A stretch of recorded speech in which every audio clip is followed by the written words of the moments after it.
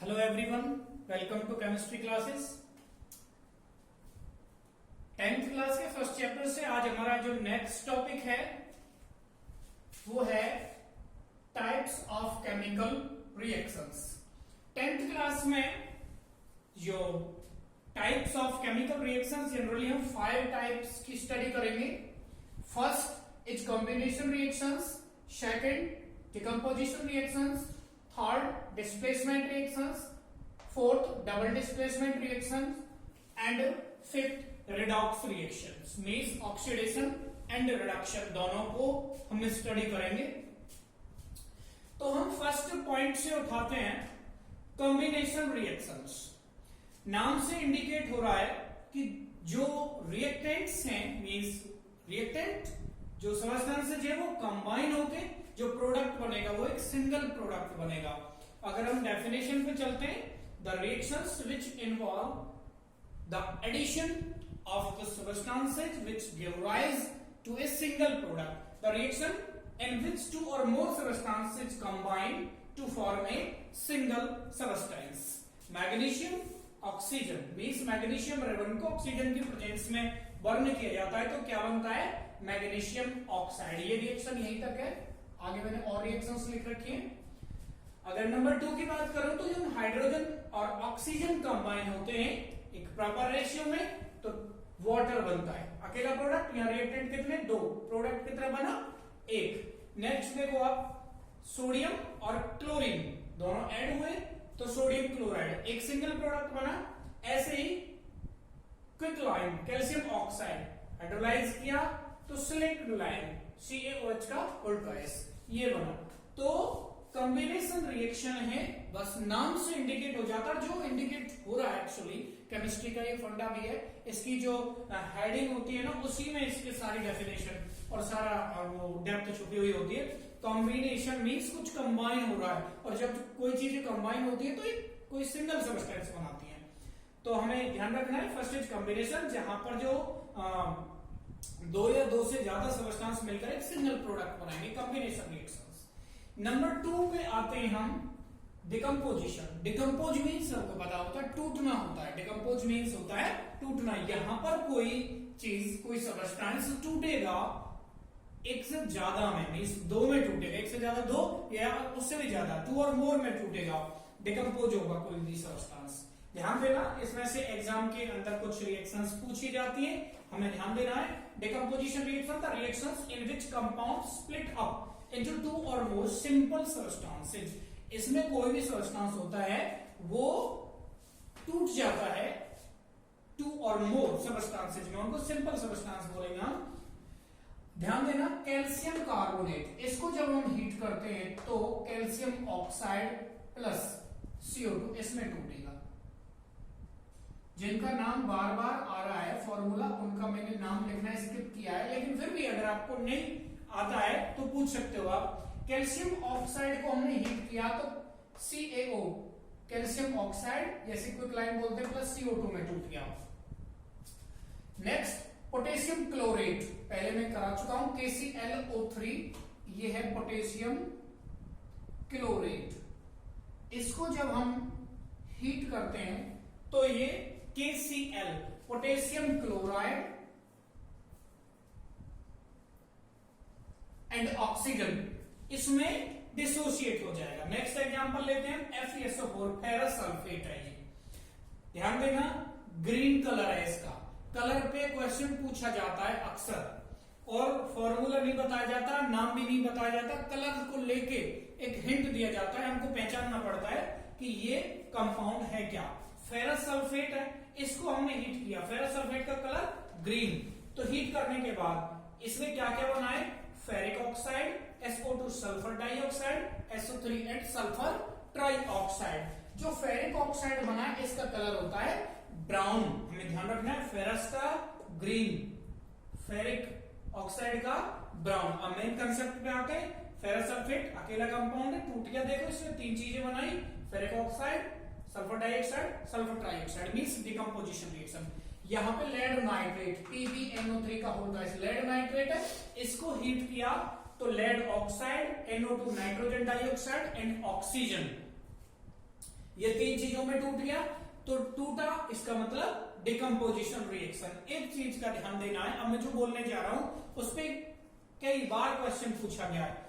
अब ये जितनी भी मैंने रिएक्शन अभी तक करवाई है डिकम्पोजिशन में 1 2 3 4, ये चारों के चारों एलिमेंट जो डिकम्पोजिशन हो रहा है बाय गिविंग हीट, सब पे मैंने एरो पे हीट लिखा हुआ है, एक पे हीट मार्क बनाया हुआ है, तो आपको समझ जाना है जो डिकम्पोजिशन हीट से हो रहा है उसको हम बोलते हैं थर्मल डिकम्पोजिशन। स्पेशल क्वेश्चन पूछा जाता है give an example of thermal decomposition reaction, या कुछ 4-5 एग्जांपल दिए हुए होते हैं, उनमें से आपको पहचानना है which one is the example of thermal decomposition. और भी एग्जांपल है डिकम्पोजिशन के, वो मैं आगे एक्सप्लेन कर रहा हूं। वाटर, इसमें इलेक्ट्रिसिटी हमने पास की, इसकी इलेक्ट्रोलिसिस हुई, तो ये हाइड्रोजन और ऑक्सीजन में टूट गया। वाटर इलेक्ट्रोलिसिस है वाटर की। ये इलेक्ट्रोलाइटिक सेल के अंदर 2 इलेक्ट्रोड होती है, कैथोड एंड एनोड। जब उसके अंदर इलेक्ट्रोलाइट डाला जाता है, यहाँ पर वाटर इलेक्ट्रोलाइट की तरह काम करेगा, बुक के अंदर एक्टिविटी दे रखी है, तो इलेक्ट्रोलाइट की तरह काम करेगा, इलेक्ट्रिसिटी प्रोवाइड करने पर ये टूट जाएगा। तो जो पॉजिटिव पार्ट होता है वो कैथोड पे जाता है, नेगेटिव एनोड पे जाता है। हाइड्रोजन कैथोड से निकल जाएगी, ऑक्सीजन एनोड से निकल जाएगी। तो ये वाटर का डिकम्पोजिशन हो गया by the help of electricity, और प्रोसेस हुई इलेक्ट्रोलाइसिस। तो ध्यान रखना, ये जो डिकम्पोजिशन है इलेक्ट्रोलाइटिक डिकम्पोजिशन बोला जाएगा, पूछा जा सकता है। ऐसे ही सोडियम क्लोराइड है, सेम प्रोसेस इसी के अंदर होगी, ये मॉल्टन स्टेट में लिया जाता है। ध्यान देना, जो इलेक्ट्रोलाइसिस होगी या वो एक्वस स्टेट में होगी या फिर मॉल्टन स्टेट में किसी भी सॉल्ट को लिया जाएगा, कंपाउंड को लिया जाएगा। ऐसे ही NaCl है, इलेक्ट्रिसिटी प्रोवाइड की, इलेक्ट्रोलिसिस हो जाएगा, कैथोड पे सोडियम, एनोड से क्लोरीन गैस निकल जाएगी। Same process aluminium oxide Al2O3, इसको कॉमनली एल्यूमिना बोलते हैं, मैंने लिखा हुआ एल्यूमिना। मॉल्टन स्टेट में लेते हैं, इलेक्ट्रिसिटी प्रोवाइड की, इलेक्ट्रोलिसिस हुई, एल्यूमिनियम ऑक्सीजन अलग अलग हो गए। तो ये जो मैंने एग्जांपल लिखे हैं 1 2 3 जो इसमें दे रखे हैं सीरियल नंबर 4 5 6, ये इलेक्ट्रोलाइटिक डिकम्पोजिशन में आएंगे। आपको ध्यान रखना है कि ये की रिएक्शन डिकम्पोजिशन तो है, वो थर्मल डिकम्पोजिशन है या फिर इलेक्ट्रोलाइटिक डिकम्पोजिशन है। नेक्स्ट मैंने एग्जांपल लिख रखा है AgCl, सिल्वर क्लोराइड। लाइट की प्रेजेंस में, लाइट के इफेक्ट की वजह से, लाइट एनर्जी की वजह से ये टूट जाते हैं। सिल्वर AgCl2 क्लोरीन के अंदर सिल्वर क्लोराइड टूट गया सिल्वर में और क्लोरीन में। ध्यान रखना, येलोइश ग्रीन होती है क्लोरीन गैस। जैसे सिल्वर क्लोराइड टूटा है, सेम टू सेम लाइट के इफेक्ट से सिल्वर ब्रोमाइड टूट जाएगा। ये फोटोलाइटिक डिकम्पोजिशन है, फोटोलाइटिक ध्यान रखना है, जो सनलाइट के इफेक्ट की वजह से डिकम्पोजिशन होता है, फोटोलाइटिक डिकम्पोजिशन। इससे पहले मैंने करवाया वाटर का, एल्यूमिना का, सोडियम क्लोराइड का इलेक्ट्रोलाइटिक डिकम्पोजिशन, और इससे पहले मैंने जो एग्जांपल लिए हैं 4, वो है थर्मल डिकम्पोजिशन के। तो ये आपकी डिकम्पोजिशन रिएक्शन कंप्लीट। इससे पहले मैंने कॉम्बिनेशन करवाई, कॉम्बिनेशन में 2 या 2 से ज्यादा सबस्टेंस कंबाइन होकर सिंगल बनाएंगे एक प्रोडक्ट। यहाँ पर रिएक्टेंट सिंगल होगा, प्रोडक्ट उससे टूट के 2 या 2 से ज्यादा बनेंगे डिकम्पोजिशन में। अब हम नेक्स्ट एग्जांपल उठाएंगे डिस्प्लेसमेंट रिएक्शन का। अब हम स्टार्ट करते हैं डिस्प्लेसमेंट रिएक्शन से। डिस्प्लेसमेंट के नाम से इंडिकेट हो रहा है कि कोई एक चीज हटके दूसरी चीज आना।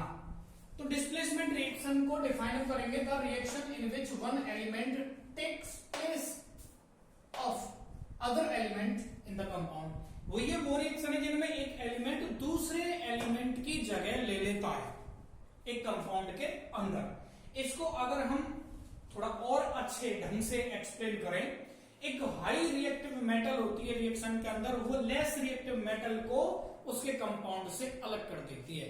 इसको हम बोलते हैं डिस्प्लेसमेंट रिएक्शन। आप यहाँ पे एग्जांपल देख सकते हो, बहुत अच्छे से समझ में आएगा। और इंपोर्टेंट एग्जांपल मैंने यहाँ पे लिखे हैं जो बार बार एग्जाम में पूछे जाते हैं। देखो, कॉपर सल्फेट एक्वस फॉर्म में लिया हमने, इसको जिंक मेटल के साथ, जिंक मेटल सॉलिड है, ध्यान रखना। ये कॉपर सल्फेट है, इसका कलर ब्लू होता है, और ब्लू विट्रॉल इसी को बोलते हैं नीला होता। कभी कभी डॉक्टर जो फुंसी फोड़े हो जाते हैं उन पे नीली सी दवाई लगाते हैं, वो ब्लू विट्रॉल ही होता है, एंटीसेप्टिक का काम करता है। ये blue vitriol means copper sulphate, blue colour का, जिंक मेटल के साथ रिएक्ट करवाया। अब ध्यान देने वाली बात ये है कि ये जो बना जिंक सल्फेट प्लस कॉपर, इसका मतलब जिंक ने कॉपर को यहां से हटा के खुद आ गया। इसका मतलब क्या है, जिंक ज्यादा रिएक्टिव है कॉपर से, तो कॉपर को बाहर भगा दिया, इसमें बाहर निकाल दिया, जिंक सल्फेट बन गया। ध्यान रखना यही कंसेप्ट हर एक में लगेगा। कॉपर सल्फेट मैंने नाम में लिखा, ब्लू कलर होता, अभी मैंने बताया। Fe क्या है, आयरन। आयरन के साथ रिएक्ट करवाया कॉपर सल्फेट को, तो क्या बना, फेरस सल्फेट बन गया प्लस कॉपर। आयरन भी ज्यादा रिएक्टिव होता है कॉपर से, इसका मतलब ये हो जाता है, हमें ध्यान रखना है। ये इसकी नेक्स्ट रिएक्शन है। तो आयरन कॉपर से ज्यादा रिएक्टिव होता है, तो सल्फेट सॉल्ट को अलग कर दिया कॉपर से, कॉपर को बाहर निकाल दिया, सल्फेट को अपने साथ जोड़ लिया, फेरस सल्फेट। ध्यान देना ये रिएक्शन बहुत बार आती है। आयरन कॉपर से ज्यादा रिएक्टिव है, ये ब्लू कलर का सॉल्यूशन है, और बाद में जो फेरस सल्फेट बन जाता है तो ये ग्रीनिश बन जाता है। कॉपर सल्फेट ब्लू होता है, इससे पहला एग्जांपल जो मैंने लिया, जिंक मेटल के साथ जिंक सल्फेट बनता है, वो कलरलेस होता है। Next example silver nitrate AgNO3, इसको कॉपर के साथ करवाया तो कॉपर नाइट्रेट बन गया, सिल्वर अलग हो गया। ध्यान रखना सिल्वर कम रिएक्टिव है देन कॉपर से, तो कॉपर ने इसलिए सिल्वर को डिस्प्लेस कर दिया। ध्यान दें, अगर मैं कॉपर की रिएक्शन जिंक सल्फेट के साथ करवाऊं तो कॉपर जिंक को यहां से डिस्प्लेसमेंट नहीं कर पाएगा, क्योंकि कॉपर लेस रिएक्टिव है। Iron sulphate means ferrous sulphate के साथ में अगर कॉपर की रिएक्शन करवाऊं तो रिएक्शन नहीं होगी, क्योंकि वो कम रिएक्टिव है। ये चीज आपको ध्यान देनी है। Displacement reaction I think clear हो गई होगी। अब डबल डिस्प्लेसमेंट, अब हम दो कंपाउंड्स को, दो इलेक्ट्रोलाइट्स को आपस में रिएक्ट कराएंगे और जिनके आयंस एक दूसरे के साथ एक्सचेंज हो जाएंगे, तो नए कंपाउंड बनेंगे। मींस ये डिस्प्लेसमेंट जहां एक करता है दोनों के बीच में हो जाएगी, तो डबल डिस्प्लेसमेंट रिएक्शन बोलेंगे। The reaction in which two compounds react by an exchange of their ions to form two new compounds called double displacement reaction. Example आपके सामने है, AgNO3 silver nitrate and sodium chloride को react कराया, तो silver chloride और sodium nitrate बना। जो silver chloride होता है व्हाइट प्रेसिपिटेट होता है, सबको पता है, सॉलिड। ये दोनों की दोनों हमने एक्वस स्टेट में यूज किए, यहाँ पर एक सॉलिड बन गया दोनों को मिलाने के बाद। जो सॉलिड सेपरेट आउट होता है प्रोडक्ट, उसको प्रेसिपिटेट बोलते हैं। Next BaCl2 barium chloride plus Na2SO4 sodium sulphate, दोनों को हमने एक्वस स्टेट में लिया, और दोनों को जब हमने आपस में मिलाया, रिएक्ट कराया, तो बेरियम सल्फेट बना which is white precipitate, and साथ में सोडियम क्लोराइड। जो इनके आपस में रिएक्शन हुई वो क्या है, डबल डिस्प्लेसमेंट रिएक्शन बोलेंगे। मैं कुछ और इंपॉर्टेंट डबल डिस्प्लेसमेंट रिएक्शन करा देता हूं जो बार बार पूछी जाती है।